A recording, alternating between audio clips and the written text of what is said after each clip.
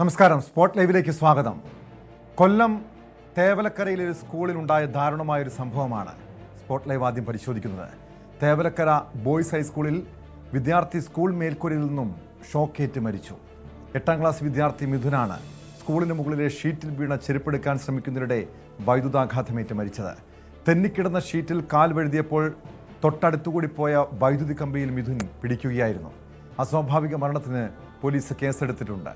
വീട്ടിലെ മകൻ മരിച്ച ദുഃഖമാണെന്നും കുറ്റക്കാർക്കെതിരെ നടപടി ഉണ്ടാകുമെന്നും വിദ്യാഭ്യാസ മന്ത്രി വി ശിവൻകുട്ടി പറഞ്ഞു. സംഭവ സ്ഥലത്തേക്ക് അടിയന്തരമായി പോകുന്നതിന് വേണ്ടി വിദ്യാഭ്യാസ ഡയറക്ടറെ ചുമതലപ്പെടുത്തിയിട്ടുണ്ട്. ഷാനവാസ് IAS അങ്ങോട്ട് പോയിട്ടുണ്ട്. കൊല്ലം PD അങ്ങോട്ട് പോയിട്ടുണ്ട്. ഞാനും ഉച്ചശേഷം സംഭവ സ്ഥലത്തേക്ക് പോവുകയാണ്. യഥാർത്ഥത്തിൽ നമ്മുടെ സ്കൂൾ തുറക്കുന്നതിന് മുമ്പ് തന്നെ പലതവണ ഉദ്യോഗസ്ഥന്മാരുടെ യോഗം ചേർന്ന് കേരളത്തിലെ ഏതാണ്ട് 14,000-ഓളം വരുന്ന സ്കൂളുണ്ടല്ലോ. ആ സ്കൂൾ അധികൃതർ ചെയ്യേണ്ട കാര്യങ്ങളെ സംബന്ധിച്ചിടത്തോളം നിരവധി പ്രാവശ്യം പറഞ്ഞിട്ടുള്ളതാണ്. ഒരു 100ഓളം വരുന്ന കാര്യങ്ങൾ നിങ്ങൾ ഇന്നത് ചെയ്യണമെന്ന് പറഞ്ഞ് നോട്ട് തന്നെ അവർ കൊടുത്തിട്ടുള്ളതാണ്. വിദ്യാഭ്യാസ മന്ത്രി കൊല്ലത്തേക്ക് പുറപ്പെട്ടിട്ടുണ്ട്. സ്കൂൾ അധികൃതർക്കും വൈദ്യുതി വകുപ്പിനും വീഴ്ച ഉണ്ടായതായും വിമർശനമുണ്ട്. വിവരങ്ങളുമായി VV വിനോദും S വിനീഷും ചേരുന്നു. ആദ്യം വിനീഷിലേക്കാണ്. വിനീഷ്, ഏറെ ദാരുണമായ സംഭവമാണ്. ഈ കുട്ടിയുടെ മരണത്തിന് ഉത്തരവാദി ആരാണ്? ആർക്കാണ്, എവിടെയാണ് വീഴ്ച സംഭവിച്ചത്? കൊല്ലം തേവലക്കര ബോയ്സ് ഹൈസ്കൂളിലാണ് ഈ ഒരു സംഭവം ഉണ്ടായത്. 8ാം ക്ലാസ് വിദ്യാർത്ഥിയാണ് ഷോക്കേറ്റ് മരിച്ചത്. വലിയപാടം മിഥുൻ ഭവനിൽ മിഥുനാണ്. 33 വയസ്സാണ് ഈ വിദ്യാർത്ഥിനിക്ക് പ്രായം. ഇന്ന് സ്കൂൾ തുറന്ന സമയം, അതായത് സ്കൂളിൽ ബെല്ലടിക്കുന്നതിന് മുന്നേ വിദ്യാർത്ഥികളെല്ലാം ചേർന്ന് മൈതാനത്തിൽ കളിക്കുന്നുണ്ടായിരുന്നു.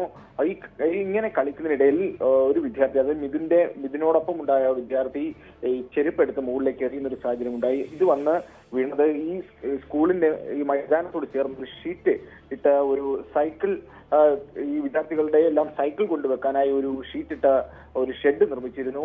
ഈ ഷെഡിന്റെ മുകളിലേക്കാണ് ഈ ചെരുപ്പ് വന്ന് വീണത്. ഈ സ്കൂളിന്റെ കെട്ടിടത്തിന്റെ മുകളിലൂടെ ഈ ഷീറ്റിന്റെ മുകളിലേക്ക് ഇറങ്ങാവുന്ന ഒരു വഴിയുണ്ട്. അതായത് അവിടെ പലക വെച്ച് മറച്ചതായിട്ടാണ് അറിയുന്നത്. പക്ഷേ ഈ പലക എല്ലാം ഇളക്കി മാറ്റിക്കൊണ്ട് വിദ്യാർത്ഥി ആ ഷീറ്റിന് മുകളിലേക്ക് നടന്നു വന്നു എന്നാണ് നമുക്കറിയാൻ കഴിയുന്നത്. ഇതിന്റെ CCTV ദൃശ്യങ്ങളും ഇപ്പോൾ പുറത്തു വന്നിട്ടുണ്ട്. മിഥുൻ നടന്നു വരുന്നതും അതുപോലെ തന്നെ കാൽവഴുതി ഇലക്ട്രിക് ലൈനിലേക്ക് പിടിക്കുന്നതും അങ്ങനെയുള്ള ദൃശ്യങ്ങളാണ് ഇപ്പോൾ കാണാൻ കഴിയുന്നത്. അങ്ങനെ മിഥുന് ഷോക്കേറ്റ് കിടക്കുന്നു. അങ്ങനെ അധ്യാപകർ ഓടിയെത്തുകയും ഒരു ബെഞ്ച് ഉപയോഗിച്ച് മിഥുനെ അടിച്ചു മാറ്റുകയും ചെയ്യുന്നു. ഉടൻ തന്നെ ആശുപത്രിയിൽ പ്രവേശിപ്പിച്ച സാഹചര്യം ഉണ്ടായിരുന്നു. പക്ഷേ മിഥുന്റെ ജീവൻ രക്ഷിക്കാനായില്ല എന്നുള്ള വളരെ ദുഃഖകരമായ വാർത്ത പുറത്തു വരുന്നു. എന്തായാലും ഇതിന്റെ ഒരു ഞെട്ടലിലാണ് ആ ഗ്രാമം ഒന്നാകെ. സംഭവവുമായി ബന്ധപ്പെട്ട് വലിയ രീതിയിലുള്ള പ്രതിഷേധങ്ങളെല്ലാം ഉയർന്നു വരുന്ന ഒരു സാഹചര്യമുണ്ട്. വിദ്യാഭ്യാസ മന്ത്രി അടക്കം ഇപ്പോൾ സംഭവ സ്ഥലത്തേക്ക് എത്തുമെന്നറിയുന്നു.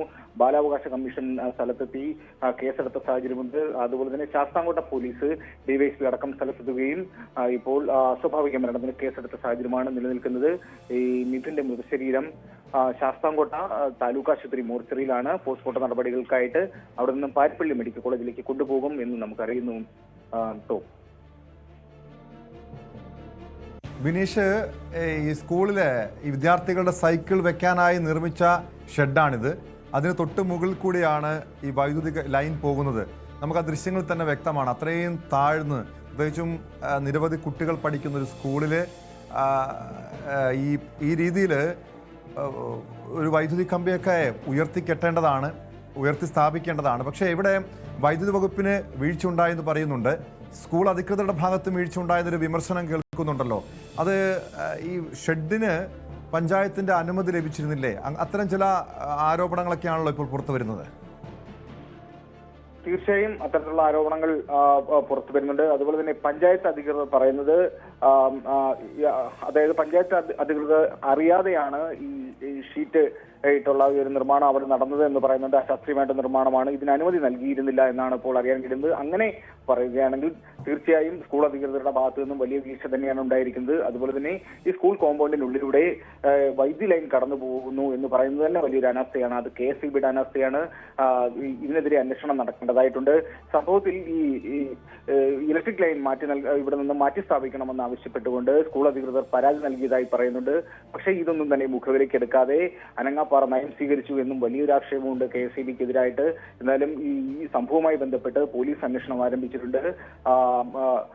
ഉടൻ തന്നെ ഇതിന്റെ കൂടുതൽ വ്യക്തത വരും. ടോം, എന്തായാലും വലിയ ദുഃഖകരമായ ഒരു വാർത്ത തന്നെയാണ്. ഒരു പിഞ്ചോമനയുടെ ജീവൻ നഷ്ടപ്പെട്ടു. അത് സ്കൂൾ അങ്കണത്തിൽ വെച്ച് തന്നെ ഇങ്ങനെ സംഭവിക്കുന്നു. ആ ദൃശ്യങ്ങൾ തന്നെ വ്യക്തമാണ്. നമുക്ക് കണ്ടു നിൽക്കാൻ കഴിയാത്ത തരത്തിലുള്ള ദൃശ്യമാണ് ഇത്. സഹപാഠികൾ ഉൾപ്പെടെ കാണാനിടയായ ഒരു സാഹചര്യം ഉണ്ടായിട്ടുണ്ട്.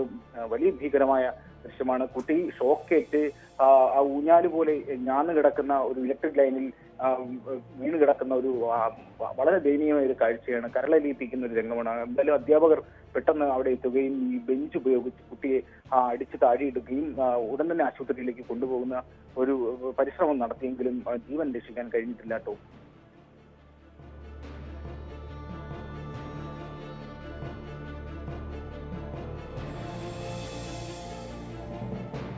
വിനീഷ് സൂചിപ്പിച്ചതുപോലെ ഏറെ സങ്കടകരമായൊരു കാഴ്ച, ഏറെ ദുഃഖകരമായൊരു കാഴ്ചയായിരുന്നു അത്. കാരണം ഒരു കുഞ്ഞിൻ്റെ 8ാം ക്ലാസ് വിദ്യാർത്ഥിയുടെ ജീവൻ സ്കൂൾ അധികൃതരുടെയും വൈദ്യുതി വകുപ്പിൻ്റെയൊക്കെ അനാസ്ഥ മൂലം പൊഴിയുന്നൊരവസ്ഥ. BV വിനോദ് കൂടി ചേരുന്നുണ്ട്. വിനോദ്, കുറ്റക്കാർക്കെതിരെ കർശന നടപടി സ്വീകരിക്കുമെന്ന് വിദ്യാഭ്യാസ മന്ത്രി വ്യക്തമാക്കിയിട്ടുണ്ട്. മന്ത്രി കൊല്ലത്തേക്ക് യാത്ര തിരിച്ചിട്ടുമുണ്ട്. നിലവിൽ പോലീസ് ഉൾപ്പെടെ ഈ സംഭവത്തിൽ കേസെടുത്തിട്ടുണ്ട്. കുറ്റക്കാർക്കെതിരെ നടപടി സ്വീകരിക്കുമെന്ന് പറയുന്നു. അത് ആരാണ് കുറ്റക്കാരെന്ന് കണ്ടെത്തണം. നിലവിൽ പ്രാഥമികമായി എന്താണ് മനസ്സിലാക്കാൻ കഴിയുന്നത്? സ്കൂൾ അധികൃതരുടെ ഭാഗത്ത് വീഴ്ച ഉണ്ടായി എന്നാണോ മനസ്സിലാക്കേണ്ടത് വിനോദ്?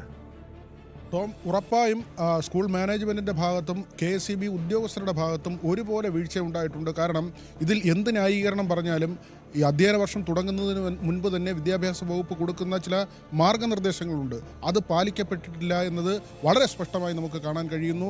പ്രത്യേകിച്ച് ഈ സ്കൂൾ കെട്ടിടത്തോട് ചേർന്ന് ഇത്തരത്തിൽ വൈദ്യുത കമ്പികൾ പോകരുത്. അതൊരു മാനദണ്ഡമാണ്. ഒരു സ്കൂളിന് ഫിറ്റ്നസ് ലഭിക്കണമെങ്കിൽ ആ മാനദണ്ഡം പാലിക്കേണ്ടതുണ്ട്. അത് പൂർണ്ണമായും ലംഘിക്കപ്പെട്ടു എന്ന് മാത്രമല്ല, കാലങ്ങളായി ഇതിങ്ങനെ കിടക്കുന്നു എന്ന കാര്യമാണ് ഇപ്പോൾ പ്രദേശവാസികൾ പറയുന്നത്. ഇപ്പോൾ സ്കൂളിനെതിരെ വലിയ പ്രതിഷേധം നടക്കുന്നുണ്ട്. അവിടെ ആളുകൾ സ്കൂൾ വളപ്പ് ചാടിക്കടന്ന് അവരുടെ പ്രതിഷേധം രേഖപ്പെടുത്തുന്നുണ്ട്. പോലീസ് അസ്വാഭാവിക മരണത്തിന് കേസെടുത്തിട്ടുണ്ട്. വിദ്യാഭ്യാസ മന്ത്രി അവിടേക്ക് പോയിട്ടുണ്ട്. പക്ഷേ ഇതെല്ലാം പറയുമ്പോഴും ഒരു കുഞ്ഞിൻ്റെ ജീവൻ നഷ്ടമായി എന്ന വേദന തന്നെയാണ് അവശേഷിക്കുന്നത്. ആ കുട്ടി 8 മണിയോടുകൂടിയാണ് കൂട്ടുകാരോടൊപ്പം സ്കൂൾ വളപ്പിലേക്ക് കയറുന്നത്. അതിനുശേഷം അവർ അവിടെ കളിക്കുന്നതിനിടെ ഈ ചെരുപ്പ് ഷെഡിന് മുകളിലേക്ക് പോകുന്നു. മറ്റൊരു കുട്ടി എറിഞ്ഞതാണെന്ന് പറയുന്നു. ഏതായിരുന്നാലും അവർ കളിക്കുന്നതിനിടയിൽ സംഭവിക്കുന്ന ഒരു കാര്യമാണ്. ഈ ചെരുപ്പെടുക്കാൻ 8ാം ക്ലാസ്സുകാരൻ അതിന് മുകളിൽ കയറുമ്പോഴാണ് ഇങ്ങനെ കാൽ വഴുതി അപകടമുണ്ടാകുന്നത്. ആ സമയത്ത് തന്നെ താഴെ കുട്ടികളുണ്ട്, പരിസരത്ത് ആളുകളുണ്ടായിരുന്നു. രക്ഷാപ്രവർത്തനം നടത്തിയെങ്കിലും ജീവൻ രക്ഷിക്കാൻ കഴിഞ്ഞിട്ടില്ല. ഒരു സാധാരണ കുടുംബത്തിൽ നിന്നുള്ള കുട്ടിയാണ്. മാനേജ്മെൻറ്റിൻ്റെ ഭാഗത്ത് ഗുരുതരമായ വീഴ്ച എന്ന ഒരു കാര്യമുണ്ട്. KSEBയുടെ ഭാഗത്തുമുണ്ട്. ഇപ്പോൾ എല്ലാവരും കൈ കഴുകാനുള്ള ഒരു ശ്രമമാണ് നടത്തുന്നത്. KSEBയെ അറിയിച്ചിരുന്നു, അവർക്ക് അപേക്ഷ നൽകിയിരുന്നു എന്ന കാര്യം പറയുന്നു. KSEB പറയുന്നതാകട്ടെ ഈ വൈദ്യുതാഘാതം ഏൽക്കാത്ത തരത്തിലുള്ള ലൈൻ അവിടെ സ്ഥാപിക്കാമെന്ന് സ്കൂളിന് ഉറപ്പ് നൽകിയിരുന്നു എന്ന കാര്യം പറയുന്നു. നമുക്ക് മനസ്സിലാക്കാൻ കഴിയുന്നത് ഈ അപേക്ഷ നൽകിയെങ്കിലും ഒരു തുക KSEBയിലേക്ക് കെട്ടിവെക്കേണ്ടതുണ്ടായിരുന്നു. ആ തുക അടയ്ക്കാൻ മാനേജ്മെൻറ്റ് തയ്യാറായില്ല എന്ന കാര്യമാണ് പുറത്തു വരുന്നത്. അങ്ങനെയാണെങ്കിൽ കൂടിയും ഇങ്ങനെ ഒരു സ്കൂൾ പ്രവർത്തിക്കുന്ന സ്ഥലത്ത് അങ്ങനെ ഒരു ഫണ്ടിൻ്റെ കാര്യം പറഞ്ഞ് അവിടെ ഒരു അപകടസ്ഥിതി KSEB സൃഷ്ടിക്കേണ്ടതുണ്ടായിരുന്നു എന്ന ഒരു ചോദ്യം കൂടി അവശേഷിക്കുന്നുണ്ട്. കോവൂർ കുഞ്ഞുമോൻ MLA ഉൾപ്പെടെയുള്ളവർ KSEBക്കെതിരെ രംഗത്ത് വന്നിട്ടുണ്ട്. വിദ്യാഭ്യാസ മന്ത്രിയാകട്ടെ ഈ പ്രിൻസിപ്പളിന് അവിടെ എന്ത് ജോലിയാണ് എന്ന് ചോദിക്കുന്നു. അദ്ദേഹം പറയുന്നത് ഇങ്ങനെയുള്ള മാർഗനിർദ്ദേശങ്ങൾ നേരത്തെ നൽകിയിരുന്നതാണ്. ജില്ലാതലത്തിലുള്ള യോഗങ്ങളിലെല്ലാം തന്നെ സ്കൂൾ മാനേജ്മെൻറ്റുകൾക്ക് ഇത്തരത്തിൽ നിർദ്ദേശം നൽകിയിരുന്നു. പക്ഷേ എന്തുകൊണ്ട് പാലിക്കപ്പെടാതെ പോയി? കുറ്റകരമായ അനാസ്ഥ ഉണ്ടായി എന്ന് തന്നെയാണ് വിദ്യാഭ്യാസ മന്ത്രി പറയുന്നത്. അദ്ദേഹം KSEBയെ കുറ്റപ്പെടുത്തുന്നില്ല, മറ്റൊരു വകുപ്പ് ആയതുകൊണ്ടായിരിക്കാം. ഏതായിരുന്നാലും സ്വന്തം വകുപ്പിൻ്റെ കാര്യത്തിൽ അദ്ദേഹം അങ്ങനെ ഒരു വിമർശന സ്വരത്തിൽ സംസാരിക്കുന്നുണ്ട്. പക്ഷേ അവിടെ കൊണ്ടും അവസാനിക്കുന്നില്ല. കാരണം ഒരു നാട്ടിൻപുറത്തെ ഒരു സ്കൂളിൽ സാധാരണ കുടുംബത്തിൽ നിന്ന് പഠിക്കാൻ വരുന്ന ഒരു കുട്ടി, ആ കുട്ടിക്ക് ജീവൻ നഷ്ടമായത് ഇത്തരത്തിൽ അപകടകരമായ നിലയിൽ സ്കൂളിൽ ഒരവസ്ഥ നിലനിന്നത് കൊണ്ട് തന്നെയാണ്. നമുക്കറിയാം, സ്കൂളിൽ പാമ്പ് കടിയേറ്റ് ഒരു കുഞ്ഞ് മരിച്ച ചരിത്രം കേരളത്തിലുണ്ട്. അതിനുശേഷം വലിയ തോതിൽ സ്കൂൾ കെട്ടിടങ്ങൾ മാറ്റുന്നതിന് വേണ്ടിയുള്ള പ്രവർത്തനങ്ങൾ നടന്നു. അത് സർക്കാർ സ്കൂളുകളാണെന്ന് പറയാമെങ്കിൽ കൂടിയും മാനേജ്മെൻറ്റിന് കീഴിൽ പ്രവർത്തിക്കുമ്പോൾ, സർക്കാരിൻ്റെ സഹായത്തോടു കൂടി പ്രവർത്തിക്കുമ്പോൾ സ്വാഭാവികമായും ആ സ്കൂൾ മാനേജ്മെൻറ്റ് നിറവേറ്റേണ്ട ചില ഉത്തരവാദിത്തങ്ങളുണ്ട്. ആ ഉത്തരവാദിത്തം സ്കൂൾ മാനേജ്മെൻറ്റ് നിറവേറ്റിയില്ല എന്ന് പറയാം. KSEBയിലെ ഉത്തരവാദിത്തപ്പെട്ട ഉദ്യോഗസ്ഥർ ഇതിൽ ഗുരുതരമായ വീഴ്ച കാണിച്ചു എന്ന കാര്യവും വളരെ സ്പഷ്ടമാണ്. ടോം,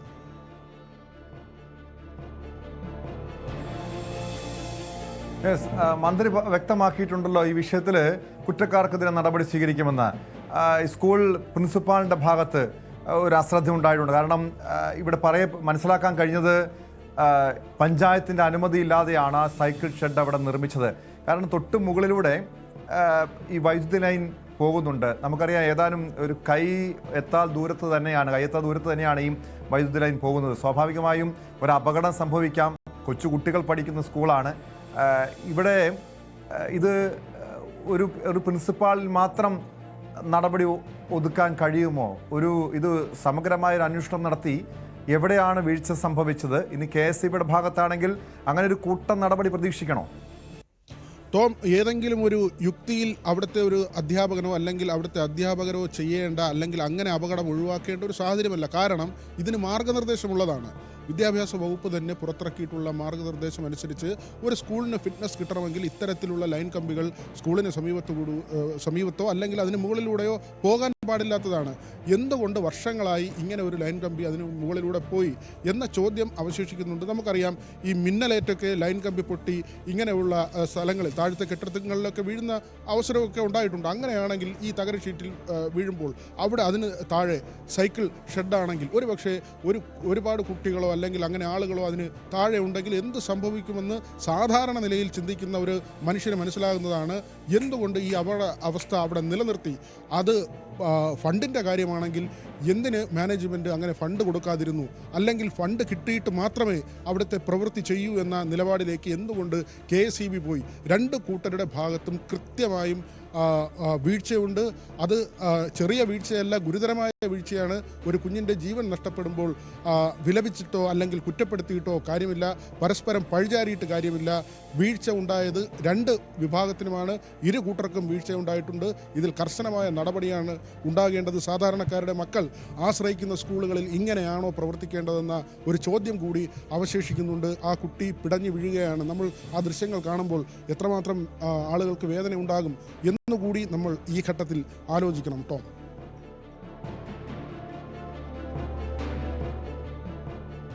അത് തന്നെയാണ് വിനോദ് സൂചിപ്പിച്ചതുപോലെ. ഒരു കുടുംബത്തെ സംബന്ധിച്ചുള്ള വേദന അത് പറഞ്ഞറിയിക്കാൻ കഴിയാത്തതാണ്. വളർത്തി വലുതാക്കിയ 8ാം ക്ലാസ് വരെ വളർത്തി വലുതാക്കിയ ഒരു മകനെ നഷ്ടപ്പെട്ട വേദനയിൽ ഒരു കുടുംബം കഴിയുന്നു. സ്വന്തം വീട്ടിലെ കുഞ്ഞിനെ നഷ്ടപ്പെട്ട ദുഃഖമുണ്ടെന്ന് വിദ്യാഭ്യാസ മന്ത്രി വി ശിവൻകുട്ടി നേരത്തെ പ്രതികരിച്ചിരുന്നു. ഇപ്പോൾ വൈദ്യുതി മന്ത്രി കൃഷ്ണൻകുട്ടിയുടെ പ്രതികരണം കൂടി പുറത്തു വന്നിട്ടുണ്ട്. ഈ സംഭവവുമായി ബന്ധപ്പെട്ട്, ഈ കുട്ടിയുടെ മരണവുമായി ബന്ധപ്പെട്ട് വൈദ്യുതി വകുപ്പും അന്വേഷണത്തിന് ഉത്തരവിട്ടു.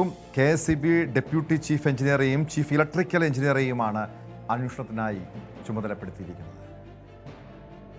ഇതൊന്ന് അന്വേഷിച്ചിട്ട് ഞാൻ പറയാം.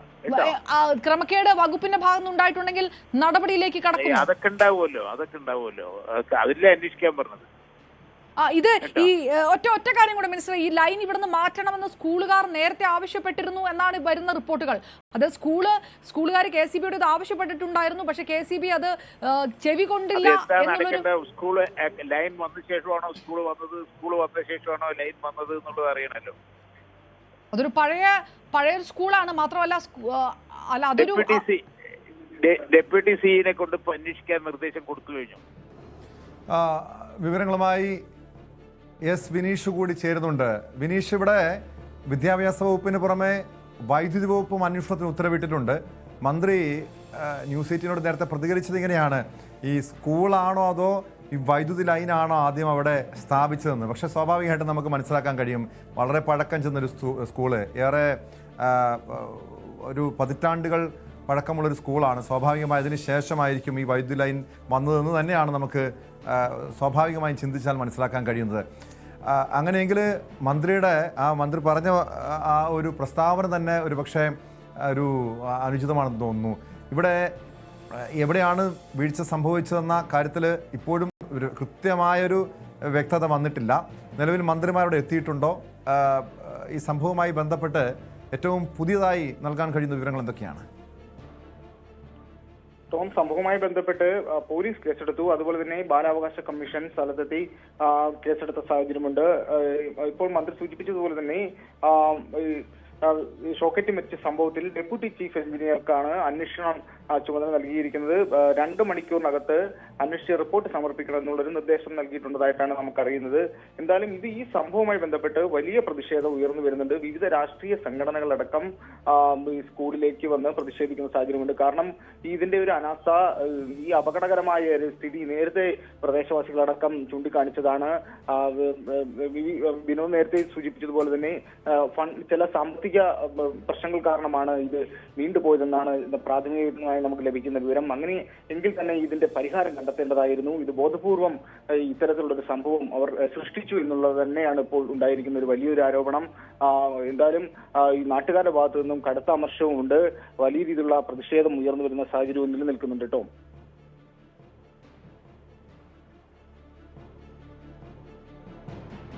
ഇപ്പോൾ സ്വാഭാവികമായും ഒരു സ്കൂളിലാണ് ഈ ദാരുണമായ സംഭവം ഉണ്ടായത്. ഏതെങ്കിലും വിദ്യാർത്ഥി സംഘടനകളുടെ ഭാഗത്തുനിന്നുള്ള പ്രതിഷേധമുണ്ടോ?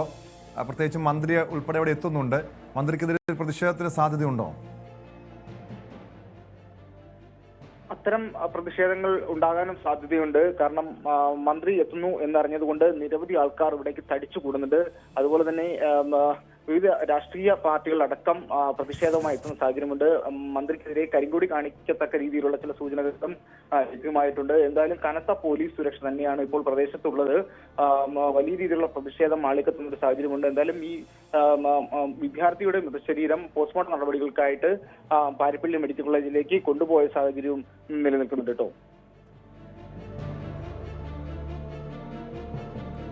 തേവലക്കര സ്കൂളിലെ 8ാം ക്ലാസ് വിദ്യാർത്ഥിയാണ് സ്കൂളിന് തൊട്ട് മുകളിലൂടെ പോയ വൈദ്യുതി കമ്പിയിൽ നിന്നും ഷോക്കേറ്റ് മരിച്ചത്.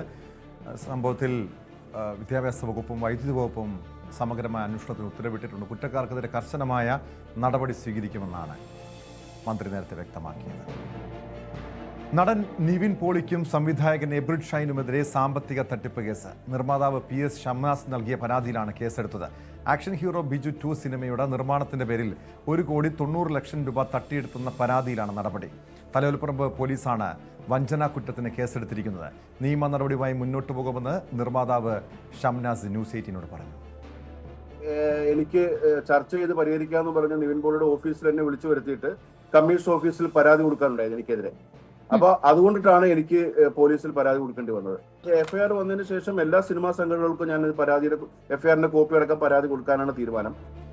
FIRന്റെ പകർപ്പ് ന്യൂസ് 18 ലഭിച്ചു. വഞ്ചനാ കേസിൽ പ്രതികരണവുമായി നടൻ നിവിൻ പോളി ഇപ്പോൾ രംഗത്തെത്തിയിട്ടുണ്ട്. നേരത്തെ കോടതി നിർദ്ദേശപ്രകാരമുള്ള മധ്യസ്ഥതയിൽ പരിഹാരത്തിന് ശ്രമിക്കുന്ന തർക്കമാണിതെന്നും കോടതി നിർദ്ദേശത്തെ ബഹുമാനിക്കാതെയാണ് പരാതിക്കാരൻ അടുത്ത കേസ് നൽകിയിരിക്കുന്നതെന്ന് നിവിൻ പോളി ഫേസ്ബുക്കിൽ പ്രതികരിച്ചു. വിവരങ്ങളുമായി കൊച്ചിയിൽ നിന്ന് ആജ്ഞ രവീന്ദ്രൻ ചേരുന്നുണ്ട്. ആജ്ഞ, നമുക്കറിയാം ഈ സിനിമാ മേഖലയിൽ ഇതുപോലുള്ള പരാതികൾ പലപ്പോഴും കേൾക്കാറുള്ളതാണ്. ഏറ്റവും ഒടുവിൽ സൗബിൻ ഷാഹിറിനെതിരെ മരട് പോലീസ് കേസെടുക്കുന്നു. ആ സംഭവം പിന്നീട് സെറ്റിൽ ചെയ്യാനുള്ള നീക്കങ്ങൾ നടക്കുന്നു. അതിന് പിന്നാലെയാണ് ഇപ്പോൾ നടൻ നിവിൻ പോളിക്കും സംവിധായകൻ എബ്രിഡ് ഷൈനുമെതിരെ വഞ്ചനാ കുറ്റത്തിന് കേസെടുത്തിരിക്കുന്നത്. 1,90,00,000 രൂപയുടെ സാമ്പത്തിക തട്ടിപ്പ്, അതായത് നിർമ്മാണത്തിൽ പങ്കാളിയാക്കാമെന്ന് പറഞ്ഞ് പണം 1,90,00,000 രൂപ വാങ്ങിയെന്ന പരാതിയിലാണ് പോലീസ് ഇപ്പോൾ കേസെടുത്തിരിക്കുന്നത്. എന്താണ്, ഏതൊക്കെ വകുപ്പുകൾ ചുമത്തിയാണ് ഇവർക്കെതിരെ കേസെടുത്തിരിക്കുന്നത്?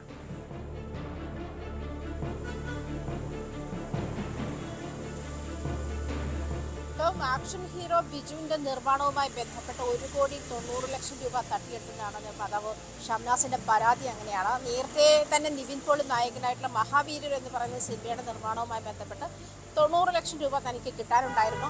അതിന് തന്നെ സംവിധായകൻ എബ്രിഡ് ഷൈൻ ആ സമയത്ത് ഈ ആക്ഷൻ ഹീറോ ബിജു 2 തുടങ്ങുകയാണ്. അതുകൊണ്ട് തന്നെ അതിൽ നിർമ്മാണ പങ്കാളിയാക്കാമെന്ന് വാഗ്ദാനം ചെയ്താണ് വീണ്ടും 1,90 ലക്ഷം രൂപ കൂടി ഇദ്ദേഹത്തിന്റെ കയ്യിൽ നിന്നും വാങ്ങിയത് എന്നാണ് പരാതി. അത് പ്രത്യേകിച്ചും ഇതുമായി ബന്ധപ്പെട്ടുള്ള കരാറുകൾ, അതായത് ഓവർസീസ് കരാറുകളൊക്കെ ദുബായ് ബേസ്ഡ് കമ്പനിയുമായി 5 കോടി രൂപയ്ക്ക് കരാർ ഒപ്പിടുന്നതൊക്കെ നിവിൻ പോളി എബ്രിഡ് ഷൈനും മാത്രമാണ് ആ കരാർ പങ്കാളികളായിട്ടുള്ളത്.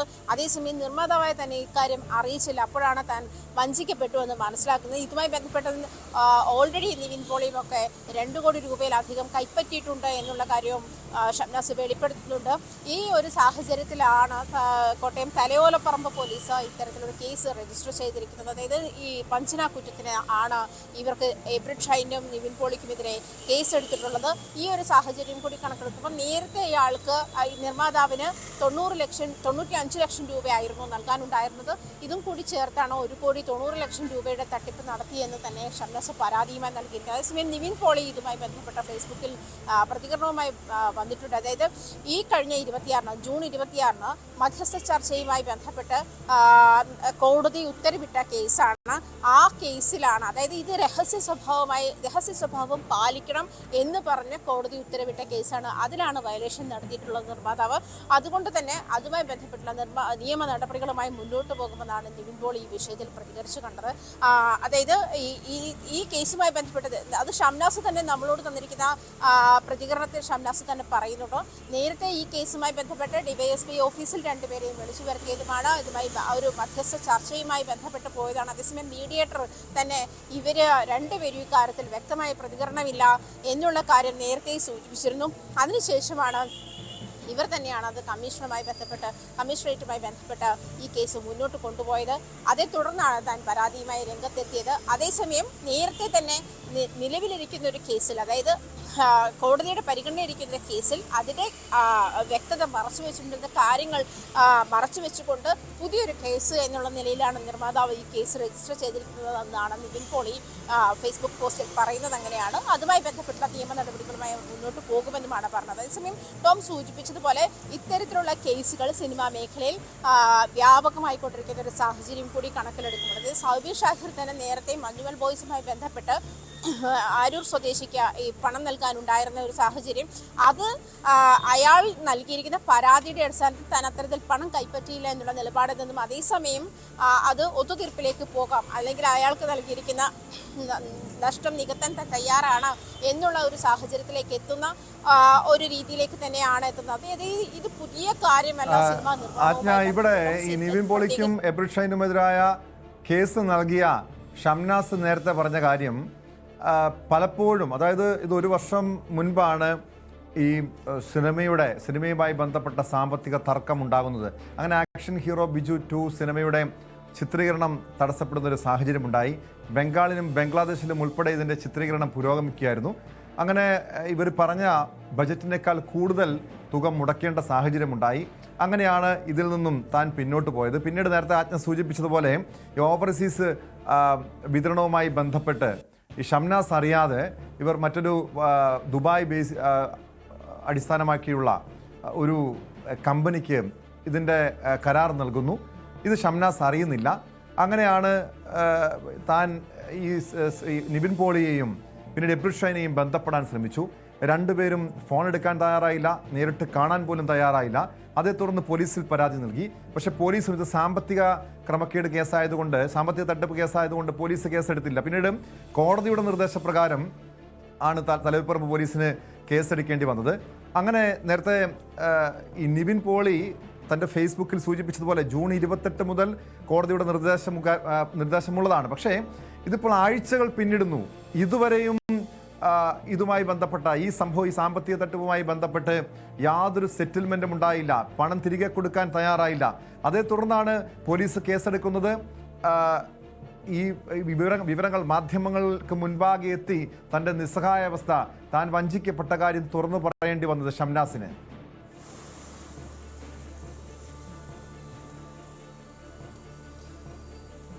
ഷംനാസ് സൂചിപ്പിച്ചതുപോലെ തന്നെ വൈക്കം കോടതിയുടെ ഉത്തരവിൽ പ്രകാരമാണ് ഷംനാസ് ഈ പോലീസിനെ, അതായത് തലയോലപ്പറമ്പ് പോലീസ് കേസെടുക്കുന്ന ഒരു സാഹചര്യത്തിലേക്ക് വന്നിരിക്കുന്നത്. രണ്ടുപേർക്കുമെതിരെ ജാമ്യമില്ലാത്ത വകുപ്പ് പ്രകാരവുമാണ് കേസ്. പക്ഷേ ടോം സൂചിപ്പിച്ച ഒരു കാര്യം, ഇതിൽ ബംഗ്ലാദേശിലും ബംഗാളിലും കഴിഞ്ഞ ഒരു വർഷത്തിന് മുൻപേ തന്നെ ഷൂട്ടിംഗ് തുടങ്ങിയ ചിത്രമാണ് ആക്ഷൻ ഹീറോ ബിജു 2.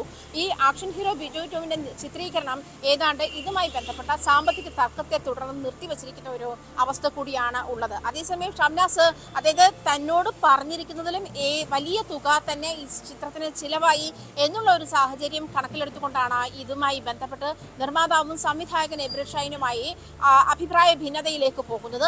അതേ തുടർന്നാണ് ഈ ചിത്രത്തിന്റെ ചിത്രീകരണം നിർത്തിവെക്കുന്ന ഒരു സാഹചര്യത്തിലേക്ക് പോയത്. പക്ഷേ 1,90,00,000 രൂപ തന്നോട് അതിന് താൻ പറ്റിക്കപ്പെട്ടു എന്നുള്ള പരാതിയുമായി മുന്നോട്ട് പോകുമ്പോഴും ഇത് പരിഹരിക്കാമെന്നോ നേരത്തെ ഒരു ചിത്രവുമായി ബന്ധപ്പെട്ടുണ്ടായ നഷ്ടം 95 ലക്ഷം രൂപ ഉണ്ടായിരുന്ന നഷ്ടം ഈ ചിത്രവുമായി ബന്ധപ്പെട്ട് പരിഹരിക്കാമെന്ന് എബ്രഷൈൻ വാക്ക് നൽകിയിരുന്നതിന്റെ പ്രകാരമാണ് ഷംനാസ് ഈ ചിത്രത്തിന്റെ നിർമ്മാണത്തിന്റെ ഭാഗമാകുന്നതും ഇതിൽ ഇവർ പറഞ്ഞ തുക മുടക്കുന്ന ഒരു സാഹചര്യത്തിലേക്ക് വന്നത്. പക്ഷേ എബ്രഷൈൻ നേരത്തെ ഇവരുമായി കരാർ പറഞ്ഞിരിക്കുന്നതിനേക്കാൾ വലിയ തുക ചിലവഴിക്കേണ്ടുന്ന ഒരു സാഹചര്യത്തിലേക്ക് വന്നപ്പോഴാണ് വീണ്ടും അത് തർക്കത്തിലേക്ക് പോകുന്നതും അത് ഈ ബിജു 2വിന്റെ ആക്ഷൻ ഹീറോ ബിജു 2വിന്റെ നിർമ്മാണം ചിത്രീകരണം നിർത്തിവെക്കുന്ന ഒരു സാഹചര്യത്തിലേക്ക് പോയത്. എന്തായാലും കഴിഞ്ഞ ഒരു വർഷമായി ഈ തർക്കം തുടരുന്നുണ്ട്. ഇതിനിടയിൽ പോലും ടോം പറഞ്ഞതുപോലെ ഓവർസീസ് തീർച്ചയായും നമുക്കറിയാം ആക്ഷൻ ഹീറോ ബിജു ഒന്നാം പതിപ്പ് സൂപ്പർ ഹിറ്റായിരുന്നു. സ്വാഭാവികമായും അതിൻ്റെ രണ്ടാം ഭാഗം വരുമ്പോൾ മലയാളി പ്രേക്ഷകർ, സിനിമാ പ്രേക്ഷകരും നിവിൻ പോളിയുടെ ആരാധകരുമൊക്കെ ഏറെ പ്രതീക്ഷയോടെ കാത്തിരിക്കുന്നു. അതുകൊണ്ട് തന്നെയാണ് ഷംനാസ് ആ സിനിമയിൽ പണം മുടക്കാൻ പോലും തയ്യാറായത്. ഇപ്പോൾ ആജ്ഞ സൂചിപ്പിച്ചതുപോലെ ഈ ചിത്രത്തിൻ്റെ ചിത്രീകരണം തടസ്സപ്പെട്ടൊരു സാഹചര്യമുണ്ടായി. ഈ സാമ്പത്തിക തട്ടിപ്പ് കേസ്, ഈ പരാതിയും കേസും നിലനിൽക്കുന്നൊരു സാഹചര്യത്തിൽ ഇനി ചിത്രീകരണം പുനരാരംഭിക്കുക അത്ര എളുപ്പമുള്ള കാര്യമാണോ?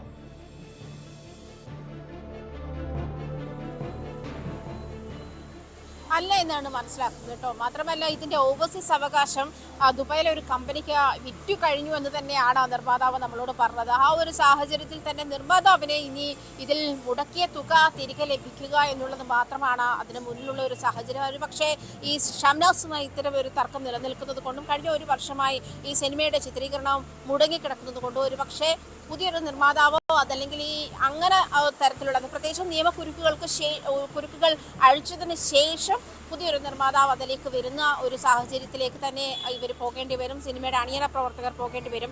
എന്നിരുന്നാൽ പോലും നിവിൻ പോളി ഒന്നാം പ്രതിയാക്കിയും എബ്രഷൈനെ രണ്ടാം പ്രതിയാക്കിയും വഞ്ചന കുറ്റത്തിനാണ് പോലീസ് കേസെടുത്തിട്ടുള്ള. ജാമ്യമില്ലാത്ത വകുപ്പുകൾ പ്രകാരമാണ് പോലീസ് കേസ് രജിസ്റ്റർ ചെയ്തിരിക്കുന്നതും. അതും വൈക്കം കോടതിയുടെ ഉത്തരവ് പ്രകാരമാണ് ഈ നിവിൻ പോളിക്ക് എബ്രഷൈനുമെതിരെ കേസെടുത്തിരിക്കുന്നത് എന്നുള്ളത് ശ്രദ്ധേയമാണ്. അതേസമയം നിവിൻ പോളി ഇട്ടിരിക്കുന്ന പോസ്റ്റ് അനുസരിച്ച് കഴിഞ്ഞ ജൂൺ 28 വരെ 8-ന് ശേഷം ഈ കോടതി ഉത്തരവുണ്ട്.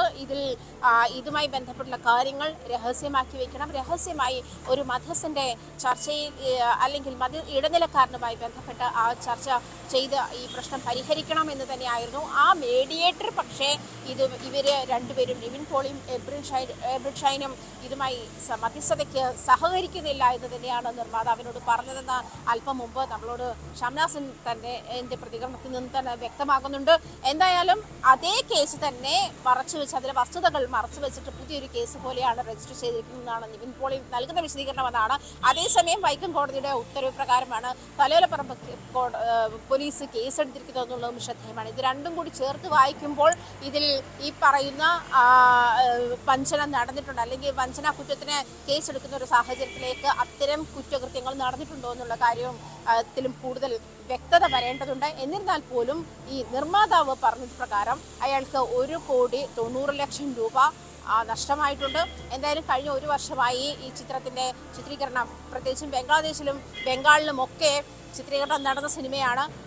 ഇതിൽ നിർമ്മാതാവിനോട് പറഞ്ഞതിനേക്കാൾ വലിയ തുക തന്നെ അയാൾക്ക് സിനിമയുമായി ബന്ധപ്പെട്ട് ചെലവഴിക്കേണ്ടി വന്നിരുന്ന സാഹചര്യത്തിലേക്ക് പോയപ്പോഴാണ് സംവിധായകനുമായി എബ്രിൻ ഷൈനുമായി ഇതുമായി തർക്കമുണ്ടാകുന്നതും അഭിപ്രായ ഭിന്നതയുണ്ടാകുന്നതും അതേ തുടർന്ന് ചിത്രത്തിന്റെ ചിത്രീകരണം നിർത്തിവെക്കുന്ന ഒരു സാഹചര്യത്തിലേക്കാണ് ടോം സൂചിപ്പിച്ചതുപോലെ വലിയൊരു സൂപ്പർ ഹിറ്റ് സിനിമയുടെ ബാനർ കാണിച്ച് രണ്ടാമത്തെ ഒരു സിനിമയിലേക്ക് ഇൻവെസ്റ്റ് ചെയ്യിച്ചതും ഒരുപക്ഷെ ഈ അദ്ദേഹം ഇൻവെസ്റ്റ് ചെയ്യാൻ തയ്യാറായതും ആദ്യത്തെ സിനിമയെ അത്രത്തോളം സൂപ്പർ ഹിറ്റ് ആയതുകൊണ്ട് തന്നെയാണ് എന്നുള്ള കാര്യത്തിൽ സംശയമില്ല.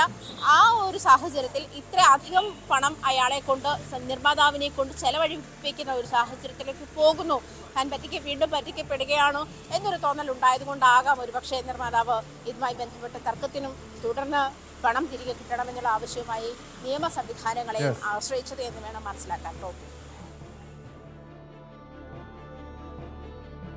വ്യക്തമാണ്. കൊച്ചിയിൽ നിന്ന് ആജ്ഞ രവീന്ദ്രനാണ്. സ്പോട്ട് ലൈവിലേക്ക് വീണ്ടും. കർണാടക ധർമ്മസ്ഥലയിലെ കൂട്ടക്കൊലപാതക പരമ്പരയിൽ കോടതി ഇടപെട്ടിട്ടും എന്തുകൊണ്ടാണ് പോലീസിന്റെ നടപടി വൈകുന്നത്? കേസിൽ വെളിപ്പെടുത്തൽ നടത്തിയ ശുചീകരണ തൊഴിലാളിക്ക് സുരക്ഷ നൽകാൻ പോലും പോലീസ് ഇതുവരെയും തയ്യാറായിട്ടില്ല. അതായത് കോടതിയുടെ ഉത്തരവിന് പോലീസ് പുല്ലുവില കൽപ്പിക്കുന്നു എന്നർത്ഥം. സംഭവത്തിൽ വിശദമായ അന്വേഷണം നടത്തണമെന്ന കോടതി നിർദ്ദേശവും നടപ്പിലായിട്ടില്ല. മൃതദേഹങ്ങൾ കുഴിച്ചുമൂടിയെന്ന് വെളിപ്പെടുത്തിയ സ്ഥലത്ത് പരിശോധന വൈകുന്നത് ദുരൂഹത വർദ്ധിപ്പിക്കുകയാണ്. KB ബൈജു ചേരുന്നുണ്ട് വിവരങ്ങളുമായി. ബൈജു, ഈ സംഭവം ഇന്നലെ ന്യൂസ് 18 ഈ സ്പോട്ട് ലൈവിൽ തന്നെയാണ് KB ബൈജു വിവരം പുറത്തുവിട്ടത്. അതായത് ശുചീകരണ തൊഴിലാളിയെ ഈ സംഭവ സ്ഥലത്ത്, അതായത് മൃതദേഹങ്ങൾ കുഴിച്ചു മൂടിയെന്ന് പറയുന്ന സ്ഥലത്തെത്തിച്ച് തെളിവെടുപ്പ് നടത്തുമെന്ന് ഇന്നലെ വൈകിട്ട് വരെയും കാത്തിരുന്നു. അഭിഭാഷകരുടെ സാന്നിധ്യത്തിൽ ഈ ശുചീകരണ തൊഴിലാളിയും സ്ഥലത്തെത്തി. പക്ഷേ പോലീസ് തെളിവെടുപ്പ് നടത്താൻ തയ്യാറായില്ല, തിരികെ മടങ്ങിപ്പോകുന്ന സാഹചര്യമുണ്ടായി. അതുമാത്രമല്ല, വലിയ ഉന്നത സ്വാധീനമുള്ള ചിലരാണ് ഈ കൂട്ടക്കൊലപാതകത്തിന്, ഈ കൂട്ടക്കൊലപാതക പരമ്പരയ്ക്ക് പിന്നിലെന്ന് വ്യക്തമായിട്ടും തനിക്ക് പോലീസിൽ നിന്നും പോലീസിൻ്റെ ഭാഗത്തു നിന്ന് സുരക്ഷ വേണമെന്നാവശ്യപ്പെട്ട് ഈ ശുചീകരണ തൊഴിലാളി കോടതിയെ സമീപിക്കുന്നു. കോടതി അതിന് ഉത്തരവിടുന്നു.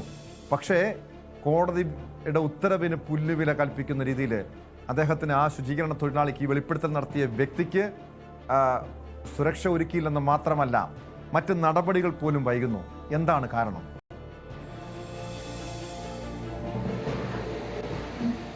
ടോമെ, ഈ വളരെ പ്രധാനപ്പെട്ട ഈ കേസിലെ നിർണായകമായ തെളിവ് നൽകാവുന്ന ഒരു സാക്ഷിയാണ് ഇദ്ദേഹം, ഈ ശുചീകരണ തൊഴിലാളി. പക്ഷേ ഇദ്ദേഹം ആദ്യം തന്നെ ഈ കാര്യങ്ങൾ തുറന്നു പറയുമ്പോൾ തന്നെ അദ്ദേഹം പറഞ്ഞത് തന്റെ കുടുംബത്തിനും തനിക്കും സുരക്ഷ ഏർപ്പെടുത്തണമെന്നാണ്. അങ്ങനെ കോടതിയുടെ ആ ഉറപ്പിന്മേലാണ് ഇത്തരത്തിലുള്ള രഹസ്യമൊഴി അദ്ദേഹം നൽകുന്നത്. ഈ കേസുമായി ബന്ധപ്പെട്ട തനിക്കറിയാവുന്ന കാര്യങ്ങൾ, അതായത് ഇതിൽ ആരൊക്കെ ഉൾപ്പെട്ടിട്ടുണ്ട്, എവിടെയൊക്കെയാണ് മൃതദേഹങ്ങൾ കുഴിച്ചിട്ടുള്ളത്, ഒരു പക്ഷേ നമ്മളൊക്കെ റിപ്പോർട്ട് ചെയ്യുന്നതിനപ്പുറം വലിയ രഹസ്യങ്ങൾ അത് അദ്ദേഹം ഈ മജിസ്ട്രേറ്റ് മുന്നിൽ ഇത്തരത്തിൽ രഹസ്യമൊഴിയായി നൽകിയിട്ടുണ്ട്. അപ്പോൾ അതുകൊണ്ട് തന്നെയാണ് പോലീസിന് ഇത്തരം നിർദ്ദേശം നൽകിയത്. ഇദ്ദേഹത്തിന് ജീവൻ അപായപ്പെടാൻ സാധ്യതയുണ്ട്, അതുകൊണ്ട് സുരക്ഷ നൽകണമെന്ന്.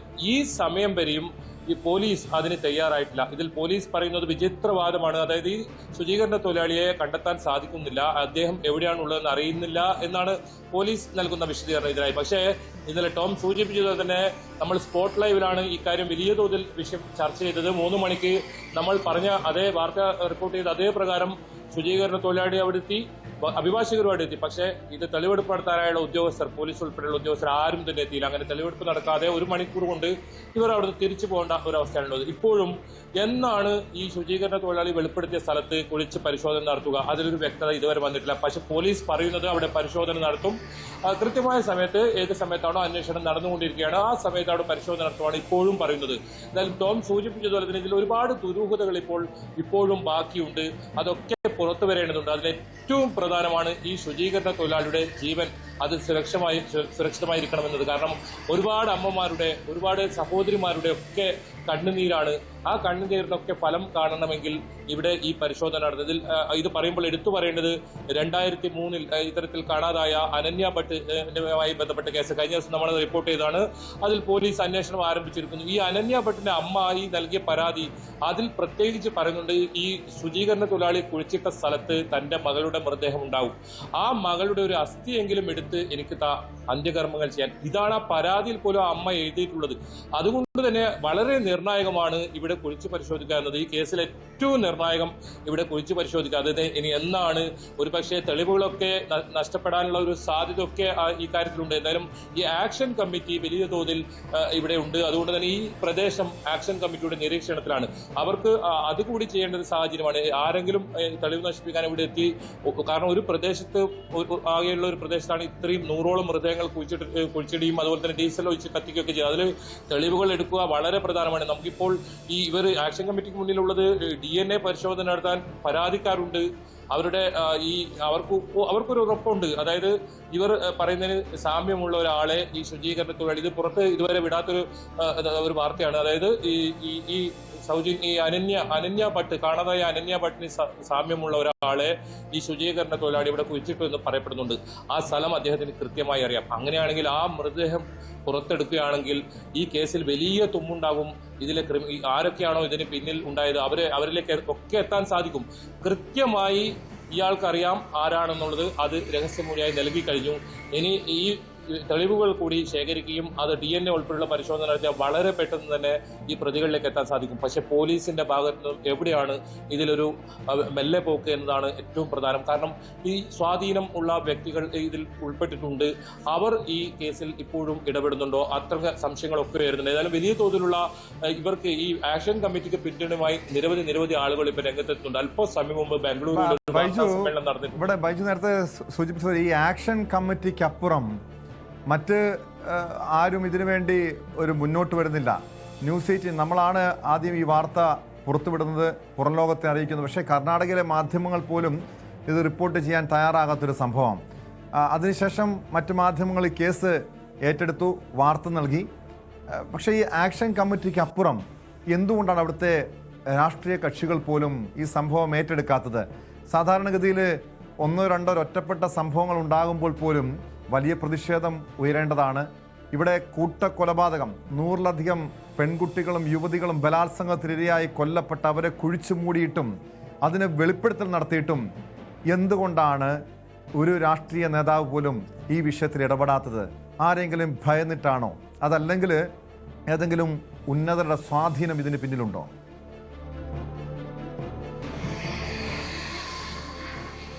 ടോമി, തീർച്ചയായും ഉന്നത സ്വാധീനമുള്ള വ്യക്തികൾ തന്നെയാണ് ഇതിന് പിന്നിലെന്നാണ് ആക്ഷൻ കമ്മിറ്റി ആദ്യം മുതൽ തന്നെ ആരോപണം ഉന്നയിക്കുന്നത്. അതല്ലെങ്കിൽ 40 വർഷം എങ്ങനെയാണ് ഇത്രയും ഒരു ക്രൂരകൃത്യം ചെയ്ത് അവർക്ക് ഇവിടെ തന്നെ ജീവിക്കാൻ സാധിക്കുന്നത്? അത് വലിയ തോതിലുള്ള പണം ഇതിന് പിന്നിൽ ഒഴുക്കുന്ന ഉന്നത സ്വാധീനമുള്ള വ്യക്തികൾ ഇതിന് പുറകിലുണ്ട്. അതൊക്കെ കണ്ടെത്തണമെങ്കിൽ നിർണായകമായ തെളിവാണ് ഇപ്പോൾ ശുചീകരണ തൊഴിലാളി നൽകിയിരിക്കുന്ന ആ മൊഴി. അതനുസരിച്ചുള്ള ഒരു പരിശോധന ഉണ്ടായാൽ മാത്രമേ ഈ കേസിൽ ഏതെങ്കിലും തരത്തിൽ മുന്നോട്ട് പോകാൻ കഴിയുമെന്ന ഒരു സാഹചര്യം. ടോം ചോദിച്ചതിൽ ഒരു കാര്യമുണ്ട്. അതായത് ഒരുപാട് ആളുകൾ ഇവർക്ക് പിന്തുണയുമായി എത്തുന്നുണ്ട്. അത് നമ്മുടെ കമന്റ് ബോക്സിൽ നിന്ന് നോക്കിയാൽ തന്നെ നമുക്ക് കാണാം. ഇപ്പോൾ ഏറ്റവും പ്രധാനപ്പെട്ട ഒരു കാര്യം, കഴിഞ്ഞ ദിവസങ്ങളിലായി ന്യൂസ് 18, നമ്മുടെ സഹോദര സ്ഥാപനമായ ന്യൂസ് 18 കന്നഡ ഈ വിഷയം ശക്തമായി ഉന്നയിച്ചുകൊണ്ട് മുന്നോട്ട് വരുന്ന കാഴ്ചയാണ് കാണാൻ സാധിക്കുന്നത്. അതിനൊപ്പം ഒരു ദേശീയ ചാനലും ഇതിൽ ശക്തമായി മുന്നോട്ട് വരുന്നുണ്ട്. ഏതായാലും ഇപ്പോൾ കൂടുതൽ ആളുകൾ ഇതിൽ പ്രതികരിക്കുന്നുണ്ട് എന്ന് തന്നെയാണ് ഏറെ ആശ്വാസം. ഒരു പക്ഷേ നമ്മൾ ഒറ്റപ്പെട്ട ശബ്ദമായി തുടങ്ങിയ ഒരു സംഭവമാണിത്. പുറം ലോകം അറിയുന്നത് ന്യൂസ് 18ലൂടെയാണ്. ഇപ്പോൾ കൂടുതൽ ആളുകൾ ഇവർക്ക് പിന്തുണയുമായി എത്തുന്നത് തന്നെയാണ് ഇതിൽ ഏറ്റവും പ്രധാനം. അതുകൊണ്ട് തന്നെ പോലീസ് വലിയ സമ്മർദ്ദത്തിലാണ് ഈ കാര്യത്തിലുള്ളത്. പോലീസിന് ഏതെങ്കിലും തരത്തിൽ ഈ ശുചീകരണ തൊഴിലാളിയെ ചൂണ്ടിക്കാണിക്കുന്ന സ്ഥലം അത് കുറിച്ച് പരിശോധിക്കാൻ ഇന്നല്ലെങ്കിൽ നാളെ അതൊരിക്കലും പോലീസിന് അവഗണിക്കാൻ കഴിയില്ല. കാരണം കോടതി തന്നെ നിർദ്ദേശം നൽകിയിട്ടുണ്ട്. ഇദ്ദേഹത്തിന്റെ മൊഴി പ്രകാരം വിശദമായ അന്വേഷണം നടത്തണമെന്നാണ് കോടതിയുടെ നിർദ്ദേശം. ഏതായാലും ഇപ്പോൾ നമുക്ക് ഏറ്റവും പുതുതായി നൽകാൻ കഴിയുന്ന വിവരം, അഭിഭാഷകർ ഇപ്പോൾ കോടതിയെ വീണ്ടും സമീപിക്കുകയാണ്. ഒന്ന്, ഏറ്റവും പ്രധാനം നമ്മൾ ആദ്യം ചൂണ്ടിക്കാട്ടിയ ഈ ശുചീകരണ തൊഴിലാളിക്ക് സംരക്ഷണം തന്നെയാണ്. അദ്ദേഹത്തിന്റെ സുരക്ഷ ഒരുക്കാൻ പോലീസിന് നിർദ്ദേശിച്ചിട്ടും അത് കോടതി ലക്ഷ്യ നടപടികളിലേക്ക് ഇപ്പോൾ എന്തായാലും നീങ്ങും. ഒരു നിയമ നടപടിയിലേക്ക് പോകാൻ വേണ്ടി അഭിഭാഷകർ തയ്യാറെടുത്തിരിക്കുന്നു. മറ്റൊരു പ്രധാനപ്പെട്ട കാര്യം, ഈ കേസിൽ ഒരു ഉന്നതതല അന്വേഷണം, അതായത് സംസ്ഥാന DGP, കർണാടക DGPയുടെ നേതൃത്വത്തിൽ മേൽനോട്ടത്തിൽ ഒരു പ്രത്യേക സംഘത്തെ രൂപീകരിക്കണമെന്നൊരു ആവശ്യം ഇവർ ഉന്നയിച്ചിട്ടുണ്ട്. കാരണം അത്രത്തോളം വലിയൊരു കേസാണ്, ഒരു സാധാരണ കേസല്ല. 100 പേരെ ഇദ്ദേഹം തന്നെ കുറിച്ചിട്ടെന്ന് പറയുന്നു. 485 പേരെ 10 വർഷത്തിനിടെ കാണാതായി എന്ന് പോലീസ് തന്നെ വിവരാവകാശ നിയമപ്രകാരം സമ്മതിക്കുന്നു. അത്തരത്തിൽ വലിയ തോതിലുള്ള ഒരു മരണങ്ങൾ, കൊലപാതകങ്ങൾ അതൊക്കെ നടന്ന ഒരു പ്രദേശമാണ്. അത് പലതും ആത്മഹത്യയാണ്, അല്ലെങ്കിൽ അസ്വാഭാവിക മരണത്തിന് കേസെടുത്തിട്ടുണ്ടെങ്കിൽ അതിൽ പ്രതികളില്ല. ഇങ്ങനെ ഒരുപാട് സങ്കീർണതകൾ അതൊക്കെ മാറണമെങ്കിൽ ഒരു പ്രത്യേക സംഘത്തെ രൂപീകരിക്കണം. അതിനായുള്ള ഒരു നിയമ പോരാട്ടത്തിനായി ഇപ്പോൾ ഈ അഭിഭാഷക സംഘം ഒരു വലിയ, അത് എടുത്തു പറയേണ്ടതാണ് കേട്ടോ, ഒരു വലിയ അഭിഭാഷക സംഘം ഈ സൗജന്യ ഫോർ ജസ്റ്റിസ് ഫോർ സൗജന്യ കേസിൽ ഉൾപ്പെട്ടിട്ടുണ്ട്. അവരാണ് ഇതിന് നിയമസഹായവും പിന്തുണയൊക്കെ നൽകുന്നത്. ഏറ്റവും ഒടുവിലായി ഈ ശുചീകരണ തൊഴിലാളിയുടെ സംരക്ഷണം പോലും അഭിഭാഷകരാണ് ഏറ്റെടുത്തിരിക്കുന്നത്. നമുക്കത് കഴിഞ്ഞ ദിവസം കണ്ടതാണ്. ഈ തെളിവെടുപ്പുണ്ടെന്ന് പറയുന്ന ദിവസം കൃത്യം സമയത്ത് ശുചീകരണ തൊഴിലാളി കൊണ്ട് സ്വന്തം കാറിൽ ഈ അഭിഭാഷക സംഘം അവിടെ എത്തിയതും അഭിഭാഷകരുടെ സാന്നിധ്യത്തിൽ പരിശോധന നടത്തുമെന്നാണ് പോലീസ് അറിയിച്ചിരുന്നെങ്കിലും അത്തരത്തിൽ ഒരു പരിശോധന നടത്താനും പോലീസ് തയ്യാറായില്ല. അത്തരത്തിൽ ആക്ഷൻ കമ്മിറ്റിയുടെ സംരക്ഷണ, ഒപ്പം ഈ അഭിഭാഷക സംഘത്തിന്റെ സംരക്ഷണ, അങ്ങനെയാണ് ഈ സംഭവത്തിൽ ഇപ്പോൾ മുന്നോട്ട് പോകുന്നത്. ഏതായാലും സുപ്രീം കോടതിയിൽ ഉൾപ്പെടെ ഇതിൽ വലിയ തോതിലുള്ള ഈ ആക്ഷൻ കമ്മിറ്റി ഉൾപ്പെടെ വീണ്ടും പോകാനുള്ള ഒരു തയ്യാറെടുപ്പ് നടത്തുകയാണ്. എന്തായാലും ഈ കാര്യത്തിൽ ഏറ്റവും നിർണായകമാവുക ഈ മൃതദേഹം പരിശോധന, ഈ സ്ഥലം കുഴിച്ച് എന്ന് പറയുന്ന സ്ഥലം പരിശോധന തന്നെ ആ നടപടികളിലേക്ക് കടക്കണമെന്ന ആവശ്യമാണ് ഇപ്പോൾ ഏറ്റവും ഒടുവിലായി ഇപ്പോൾ ആക്ഷൻ കമ്മിറ്റി പ്രധാനമായും ഒരു ക്ഷേത്രത്തോട് ചേർന്ന പ്രദേശത്താണ് ഈ ദൗർഭാഗ്യകരമായ സംഭവം ഉണ്ടായതെന്നാണ് പുറത്തുവരുന്ന വിവരങ്ങൾ. ബൈജു, ഒരുപക്ഷെ പോലീസ് ഭയക്കുന്നത്, പോലീസ് ഈ സമ്മർദ്ദം കാരണം അന്വേഷണത്തിൽ നിന്ന് പിന്നോട്ട് പോകുന്നതാണോ, അതോ ഇനി ഒരു ദിവസം 10,000-കണക്കിന് ഭക്തരെത്തുന്ന ഒരു ക്ഷേത്രമാണ്, ക്ഷേത്രത്തിൻ്റെ പരിസരമാണത്. അങ്ങനെ ഈ ഭക്തരുടെ ഭാഗത്തുനിന്ന്, വിശ്വാസികളുടെ ഭാഗത്തുനിന്ന് ഈ സംഭവവുമായി മുന്നോട്ട് പോയാൽ, ഇത്തരം പരിശോധനയുമായി അന്വേഷണവുമായി പോലീസ് മുന്നോട്ട് പോയാൽ ഏതെങ്കിലും രീതിയിലുള്ള പ്രതിഷേധത്തിന് സാധ്യതയുണ്ടോ?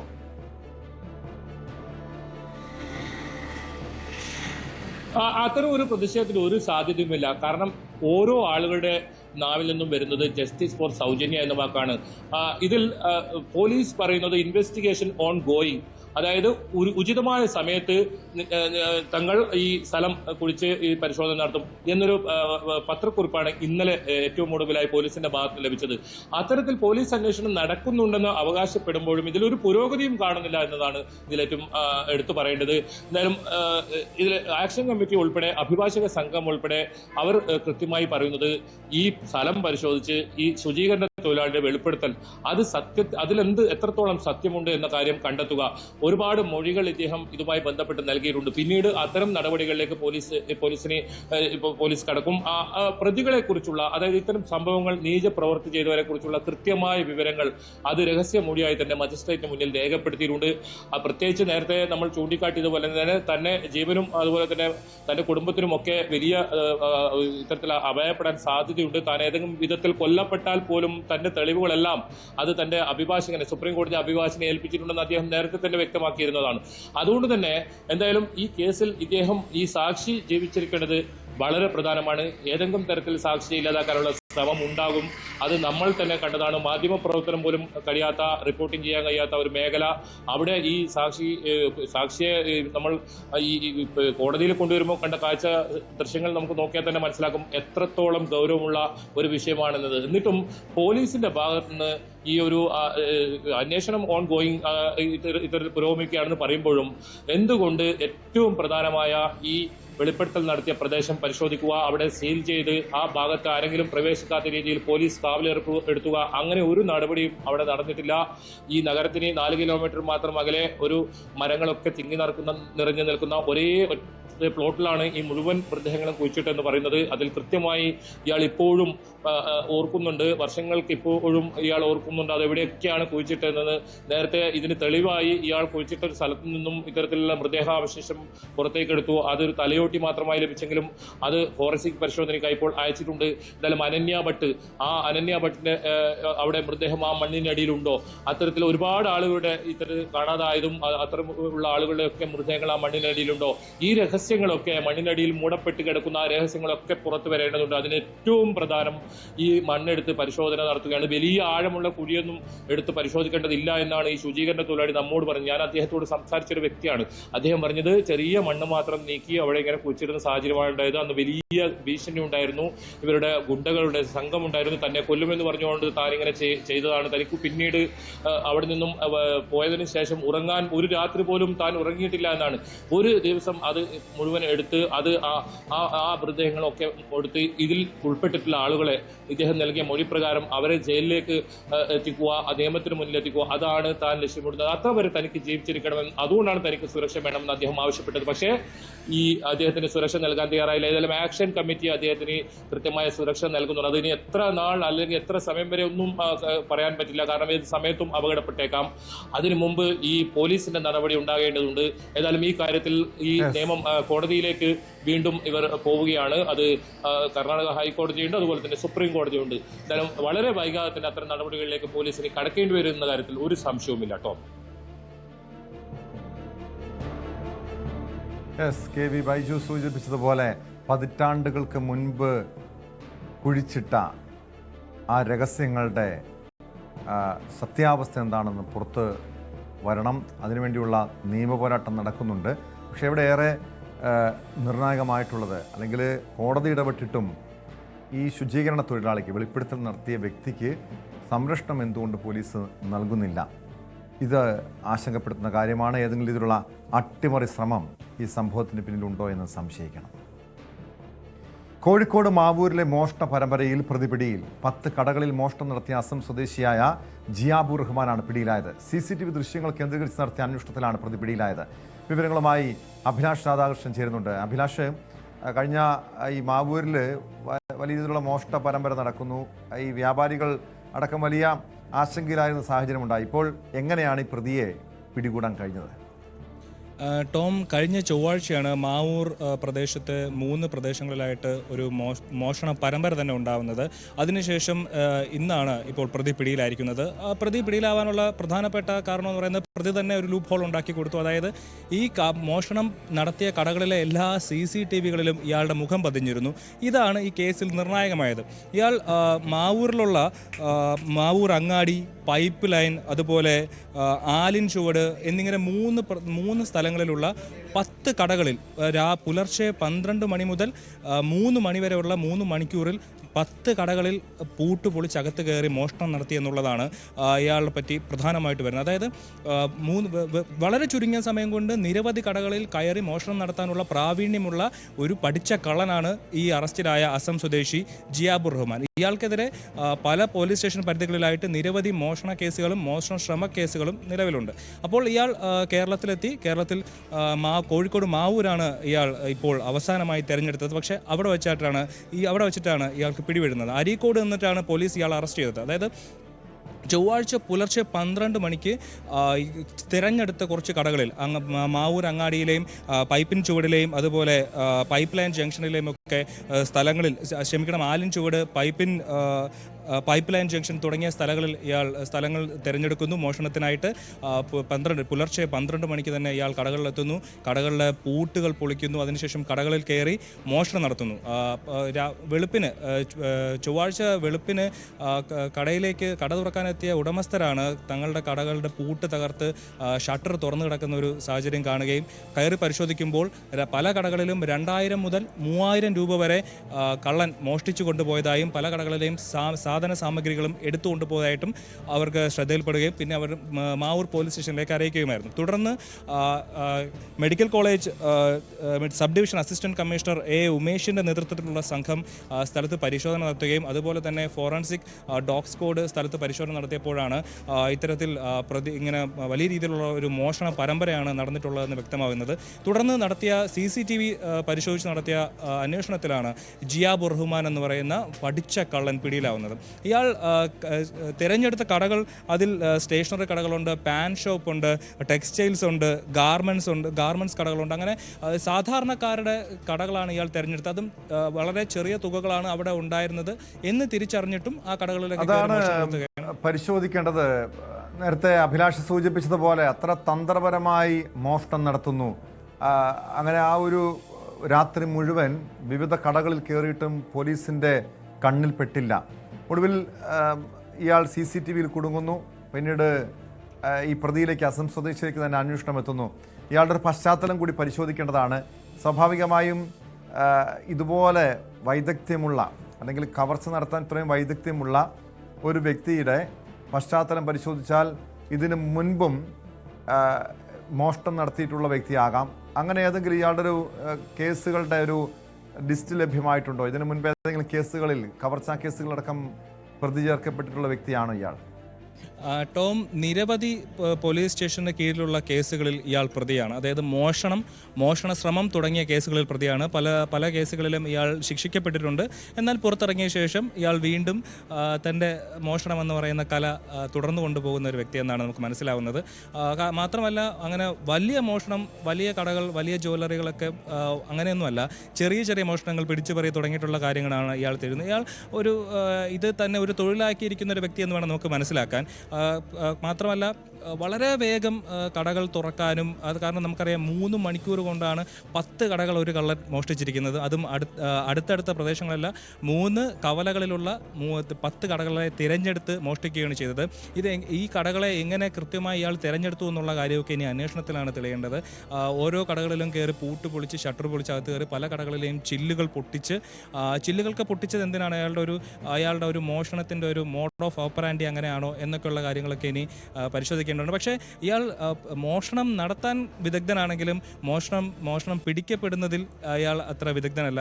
പിടിക്കപ്പെടാതിരിക്കാനുള്ള കാര്യത്തിൽ അത്ര വിദഗ്ധനല്ല. കാരണം കടകളിൽ CCTV ഉണ്ടെന്നുള്ള കാര്യം ശ്രദ്ധിച്ചിട്ടോ അല്ലാതെയോ അയാളുടെ മുഖം പതിഞ്ഞിരിക്കുന്നു. മുഖം മറയ്ക്കാനുള്ള ഒരു ബുദ്ധി പോലും ഈ കള്ളൻ കാണിച്ചില്ല എന്നുള്ളത് മറ്റൊരു പ്രധാനപ്പെട്ട കാര്യമാണ്.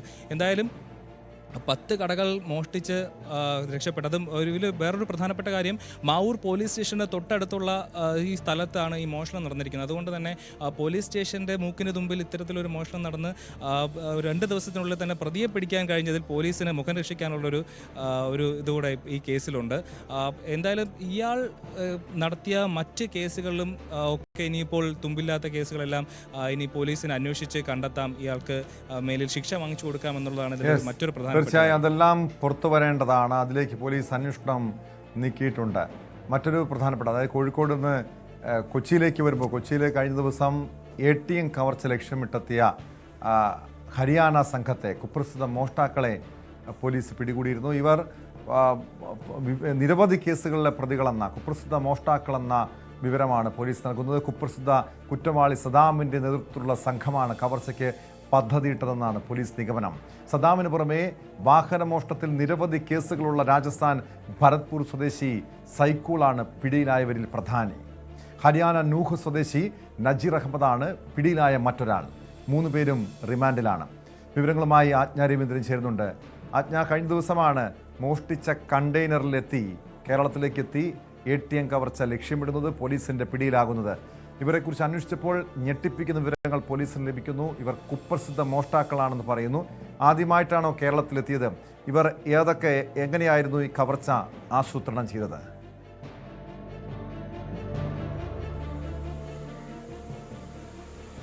ടോം, കഴിഞ്ഞ ദിവസം ഇവരെ ചോദ്യം ചെയ്തതിൽ ഇവരെ കുറ്റം സമ്മതിച്ചിട്ടില്ല. പക്ഷേ ഇവരെ റിമാൻഡ് ചെയ്തിട്ടുണ്ട്, കോടതിയിൽ ഹാജരാക്കി റിമാൻഡ് ചെയ്തിട്ടുണ്ട്. വീണ്ടും ഇവരെ ചോദ്യം ചെയ്യാനായി കസ്റ്റഡി അപേക്ഷയ്ക്ക് മറ്റന്നാൾ പോലീസ് വീണ്ടും കസ്റ്റഡി അപേക്ഷ നൽകും.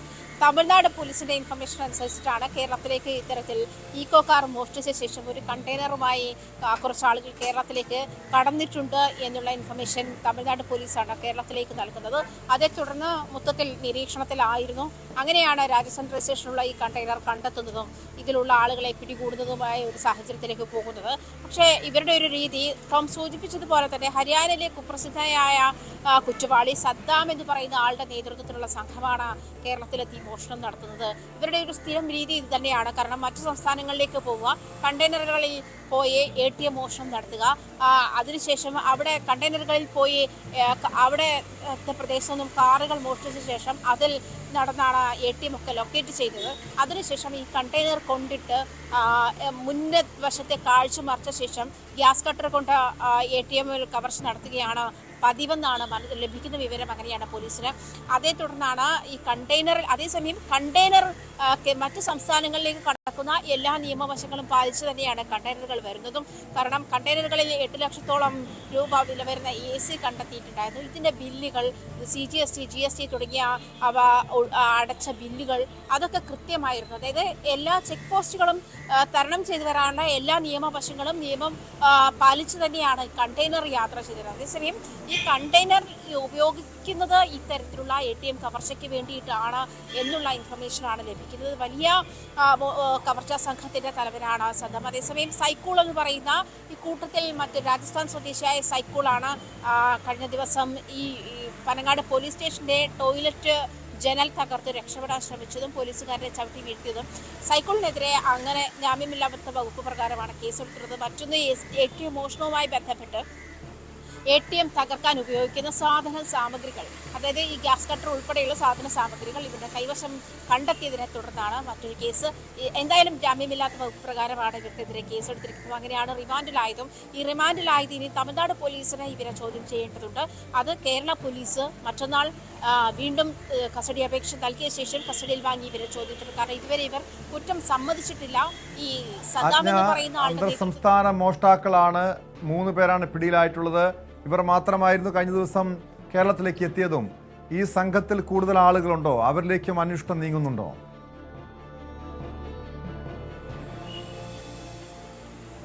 അത്തരം കാര്യങ്ങളാണ് ടോം ഇനിയും പോലീസിന് വ്യക്തത വരാനുള്ളത്. കാരണം ഈ സദ്ദാമിന്റെ നേതൃത്വത്തിൽ വലിയ ഒരു സംഘമാണ് ഇത്തരത്തിൽ അന്തർ സംസ്ഥാന മോഷണ ശൃംഖലയുമായി ബന്ധപ്പെട്ട് കിടക്കുന്നതെന്നാണ് മനസ്സിലാക്കാൻ കഴിയുന്നത്. പോലീസിന് അത്തരത്തിലുള്ള ഇൻഫർമേഷനാണ് ലഭിക്കുന്നത്. അതിന്റെ അടിസ്ഥാനത്തിലാണ് ഇവർ ഇതുവരെയും ചോദ്യം ചെയ്യലിനോട്, ഞാൻ നേരത്തെ പറഞ്ഞല്ലോ, ഇവർ ചോദ്യം ചെയ്യലിനോട് പ്രതികരിച്ചിട്ടില്ല, അതിൽ കുറ്റം സമ്മതിച്ചിട്ടില്ല. അതുകൊണ്ട് തന്നെ അവരോട് കൂടുതൽ കാര്യങ്ങൾ ചോദിച്ചറിയേണ്ടതുണ്ട് കേരള പോലീസിന്. ഇവർക്ക് വേണ്ടിയുള്ള കസ്റ്റഡി അപേക്ഷ മറ്റന്നാൾ കോടതിയിൽ ഹാജരാക്കും. അതിനുശേഷം 3 ദിവസത്തെ കസ്റ്റഡി അപേക്ഷയാണ് നൽകുന്നതെന്നാണ് പോലീസ് സ്റ്റേഷനിൽ നിന്നും അറിയാൻ കഴിഞ്ഞത്. അതിനുശേഷമായിരിക്കും വീണ്ടും തമിഴ്നാട് പോലീസിന് ഹാൻഡ് ഓവർ ചെയ്യുകയോ അതല്ലെങ്കിൽ വീണ്ടും അവർ കസ്റ്റഡി അപേക്ഷ തമിഴ്നാട് പോലീസ് വീണ്ടും കസ്റ്റഡി അപേക്ഷ നൽകിയ ശേഷം ഇവരെ കസ്റ്റഡി എടുക്കുകയോ ചെയ്യുക. എന്തായാലും തമിഴ്നാട്ടിലും ഇത്തരം കേസുകൾ രജിസ്റ്റർ ചെയ്തിട്ടുണ്ടെന്നാണ് മനസ്സിലാക്കുന്നത്.